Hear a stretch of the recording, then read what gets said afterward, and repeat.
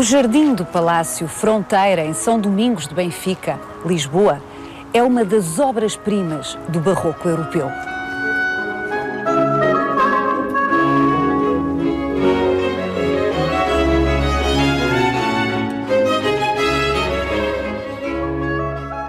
Construído por Dom João de Mascarenhas, primeiro Marquês de Fronteira, na segunda metade do século XVII, o complexo do Palácio Fronteira faz jus ao que havia de mais culto na Europa do seu tempo.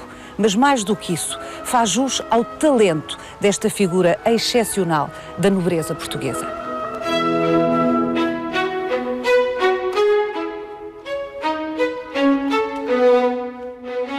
São muitas as coisas que Dom João de Mascarenhas nos quis dizer com este projeto altamente sofisticado. A escultura da figura clássica da Fortuna, por exemplo, é uma das pontas possíveis deste novelo interminável de histórias. Vai querer saber mais? Venha connosco nesta visita guiada.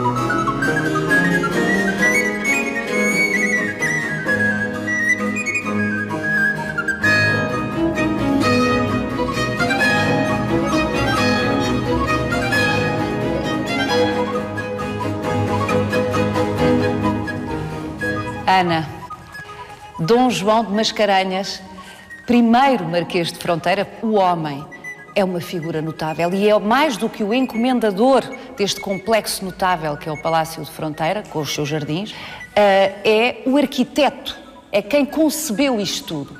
E pensar nisto é extraordinário, portanto não é alguém que era muito rico e mandou fazer.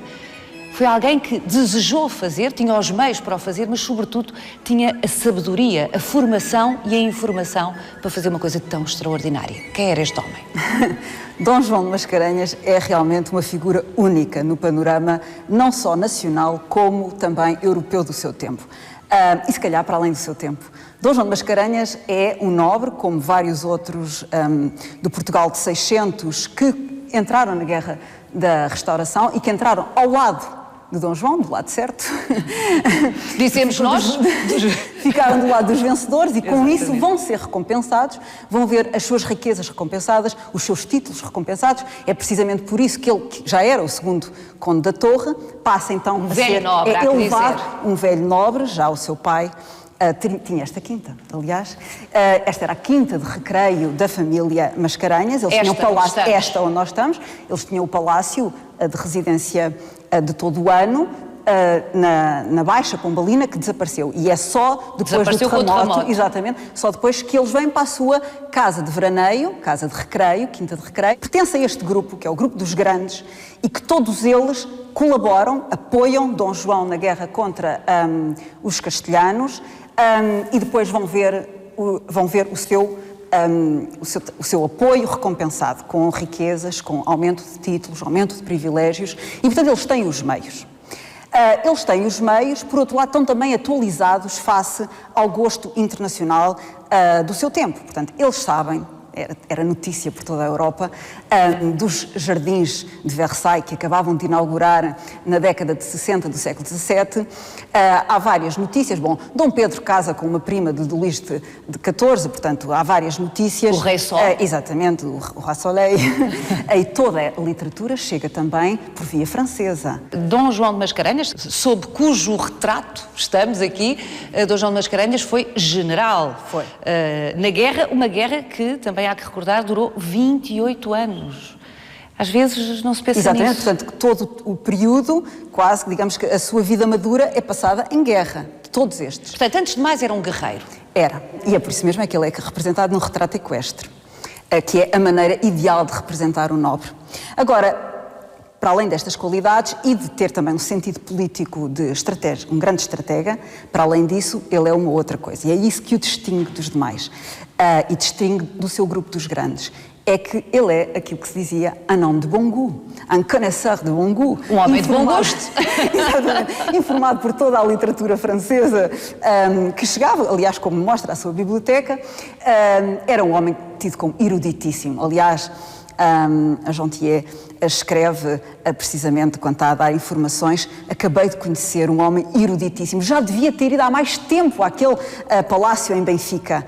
E vou-te descrever, e isto é extraordinário, ele diz, vou-te descrever voluntariamente, ou seja, ninguém me está a encomendar que eu esteja a fazer propaganda do Palácio Fronteira, vou-te descrever e tu vais ver a maravilha e a graça e beleza deste sítio, para que assim que chegares, venhas então conhecer esta maravilha. E é ela que depois faz toda essa descrição, que é fundamental para se comparar com o inventário de 1663, e então conseguimos quase passo a passo, e quase passo a passo não só reconhecer que as descrições são similares, mas também são similares ao que temos hoje. Portanto, isto mantém-se quase igual àquilo que era no século XVII. E aí há que dizer, e é justo que o façamos, que uma casa, no sentido nobiliárquico do termo, é isto. É muito mais do que um valor patrimonial, é um valor simbólico, é uma história que traz agarrada, não é? É uma pertença a uma tribo.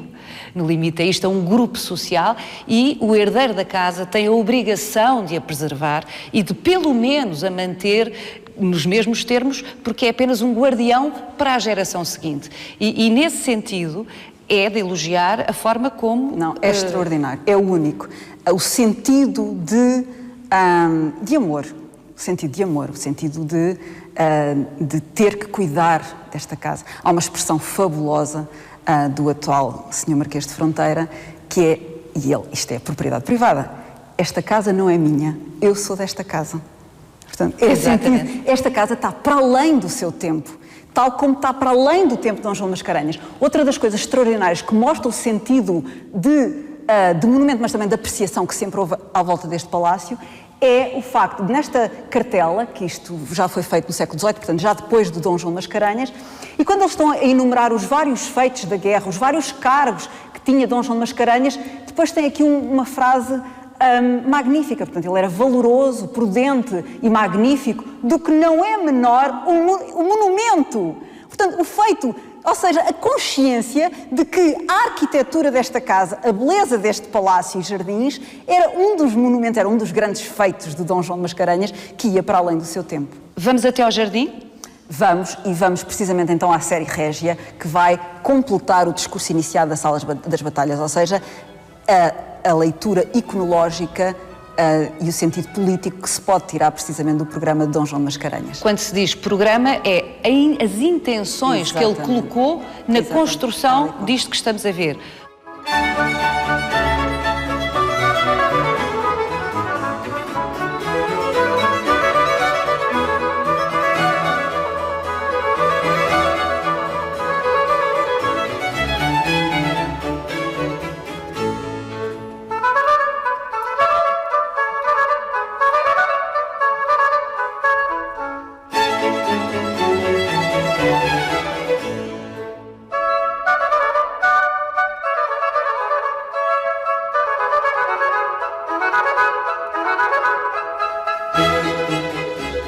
Ana, a chamada série Régia, é este conjunto de bustos dos reis de Portugal A que faltam, de resto? Os reis espanhóis, os Filipes. Tinham acabado de ser derrotados. Tinham acabado de ser derrotados e não eram considerados, isso mostra, não eram considerados reis de Portugal.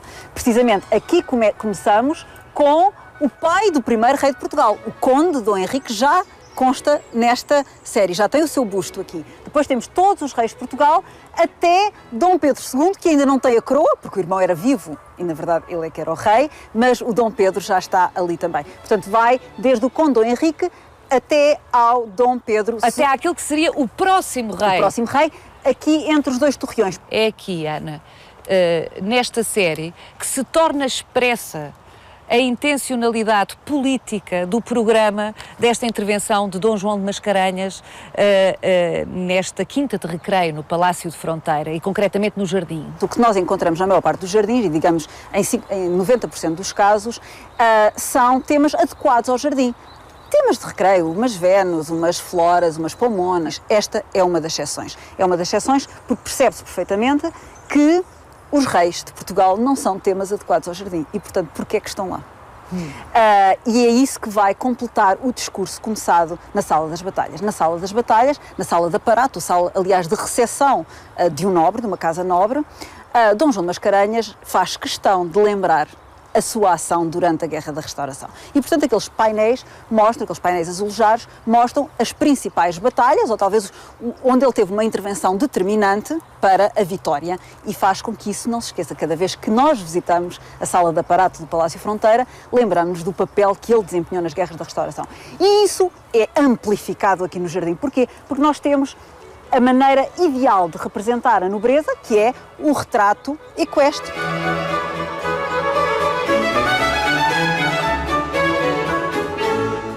O que Dom João de Mascarenhas queria dizer aqui é precisamente que há toda uma nobreza representada pelos vários painéis azulejados com os retratos equestres.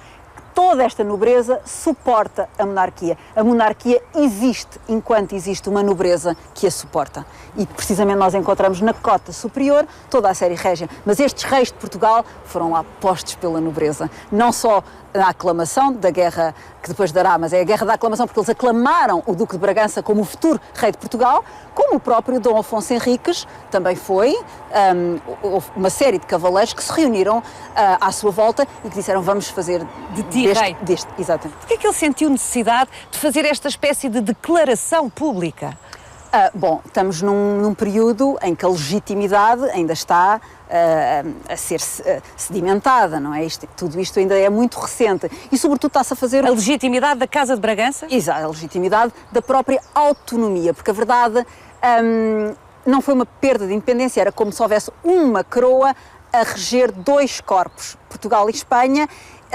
A carta patente diz que nós mantemos uma certa autonomia. A verdade é que depois na prática isso não se verificou e sobretudo era a nossa nobreza que estava a ser muito prejudicada por todos os cargos e todos os privilégios iam para os espanhóis. Portanto, por isso é que é toda esta ação também parte da nobreza. Desde há 60 anos que não havia um rei português com nobres portugueses a toda a sua volta. E, portanto, há um novo xadrez político e todos estes, os grandes, estão a lutar por quem fica mais perto do rei, por quem agrada mais ao rei. E, normalmente, fazer representações dos reis nos seus próprios palácios é uma das maneiras de nos querermos aproximar do rei.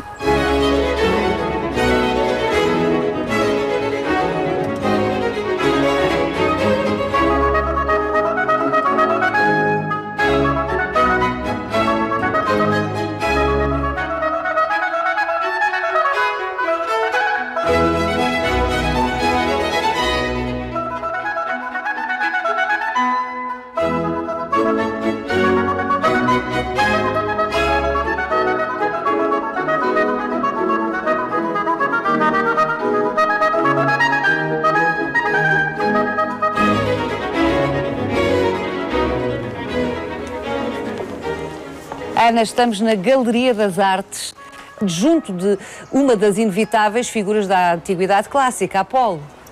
Exatamente, essa já é uma moda, digamos, que existe desde o Renascimento, mas a verdade é que este Apolo prende-se muito mais com o furor que estava a fazer a inauguração dos Jardins de Versailles, precisamente nesta altura, e quem é que se faz realmente representar nos Jardins de Versailles é Luís XIV, como o próprio Apolo.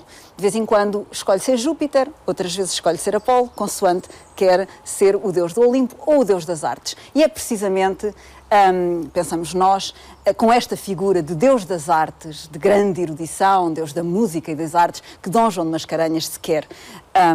Se não se quer fazer identificar, pelo menos lança esse mote para todo o programa do Jardim.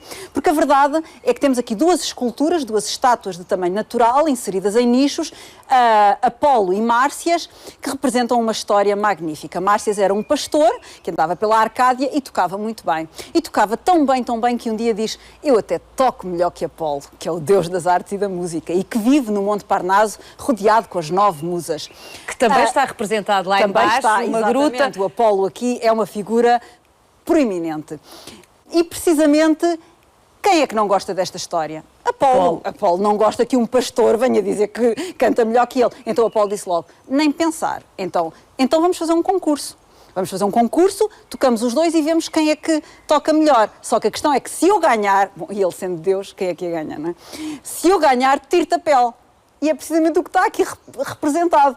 É que nós temos uma figura onde se vê toda a anatomia, porque já não tem pele, só tem os músculos do seu corpo, e temos Apolo com a pele. Nós temos Apolo que tem aqui uma parte de uma perna com um pé e a cabeça. Esta é a cabeça e a pele de Márcias, porque perdeu o concurso. Não se deve desafiar os deuses assim desta maneira. Um bocado, é também uma mensagem bastante sim, radical. Que Dom João de Mascarenhas tenha escolhido precisamente este episódio. E a música e o Deus, o maior Deus das artes e da música. Porque depois, o que é que nós vemos aqui? É que este painel também é fundamental para perceber o enquadramento da história. O painel de azulejos. O painel de azulejos. Porquê? Porque nós temos a representação das artes liberais. Só que a poesia não é uma arte liberal. Ele substitui a gramática pela poesia. Não é por acaso que entre Apolo e Márcias nós temos a poesia. Estes painéis azulejados, como depois nós temos em toda a Galeria das Artes, nós vamos ter 7 painéis azulejados que representam as 7 artes liberais. E é aqui que se prova a erudição, a vontade, a maestria de Dom João de Mascarenhas. Nós temos quase todas as artes liberais e em correspondência com as artes liberais temos os 7 planetas. Mas há uma diferença. Há a gramática, que não está cá. Porque muito mais importante que a gramática. Vejam como é que ele interfere no programa. Ele interfere num programa que vem desde a antiguidade. E ele diz: não, aqui para a minha casa, em plano principal, eu vou pôr a poesia.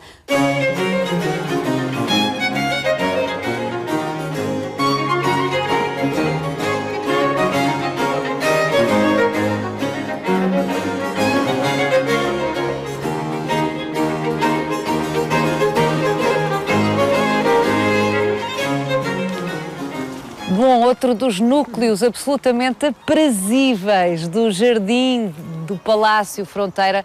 Ana, segundo aprendi consigo, de resto, aqui era o núcleo de Vênus.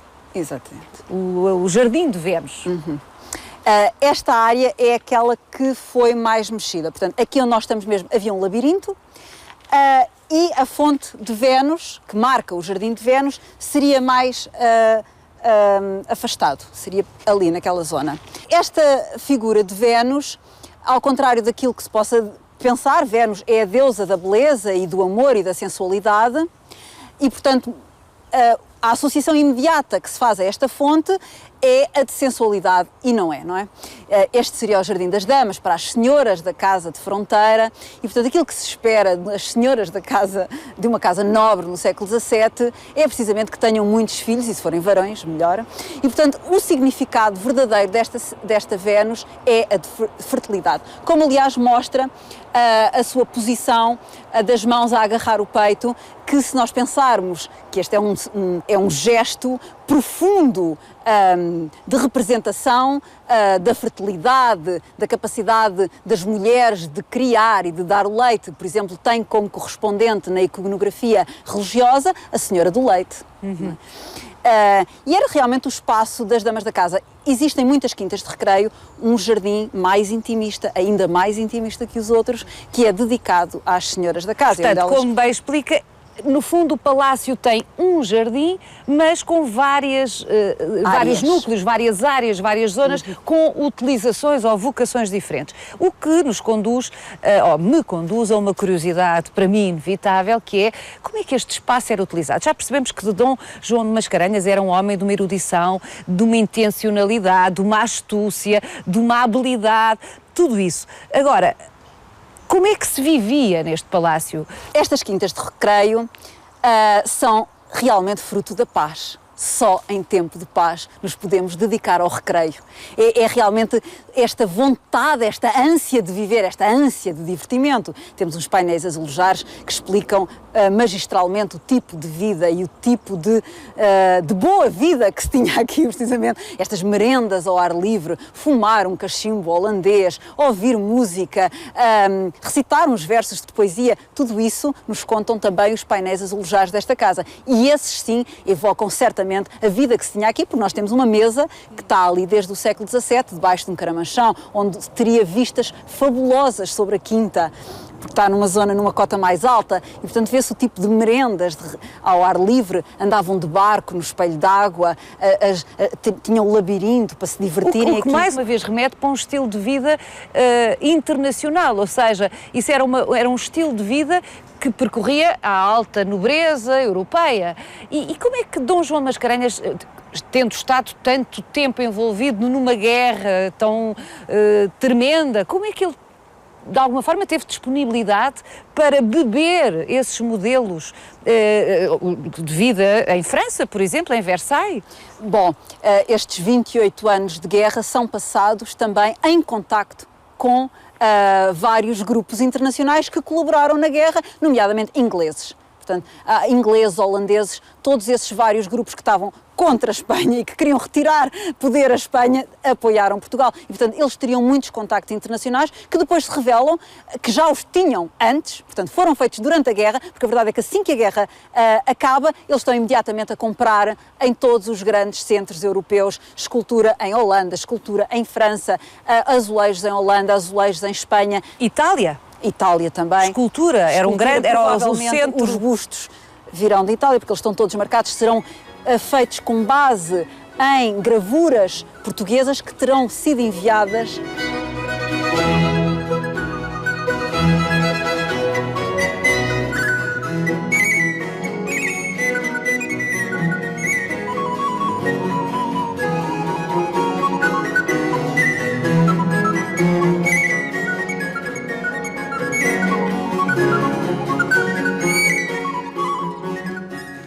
Bom, isto é interminável, Ana.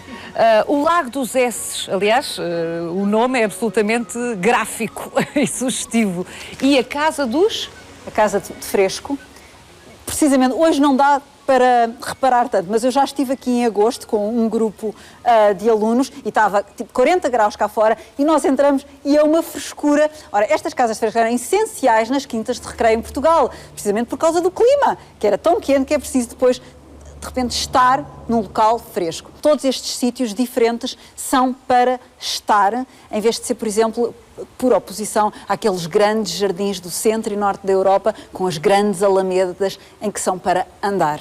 Não é? E nós, são espaços mais fechados, também provavelmente devido ao calor, e que é para estar. Anda-se um pouco e depois está-se alguns momentos. Como aqui. Aqui seria outro momento para uma pessoa se refrescar, nos dias de muito calor. Estes pratos, isto parece de um serviço e, ao que sei, é o que resta de um serviço, cacos de um serviço. Isto chama-se técnica? Isto chama-se técnica dos embrechados.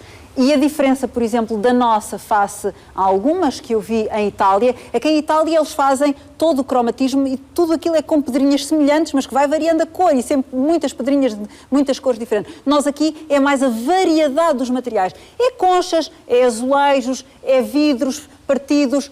Há uma multiplicidade de materiais e de cores diferentes que é tudo conjugado para formar estes padrões absolutamente magníficos e que lembram, sem dúvida, a arquitetura islâmica. Este serviço serve para imortalizar aquele momento único, tão especial que era para uma casa nobre, de receber o rei na sua casa. E, portanto, quando Dom Pedro II visitou a família Mascarenhas, foi utilizado um serviço, isso fazia-se várias vezes, portanto, foi utilizado um serviço nessa festa e depois esse serviço não voltou a ser utilizado e foi todo quebrado para imortalizar o momento.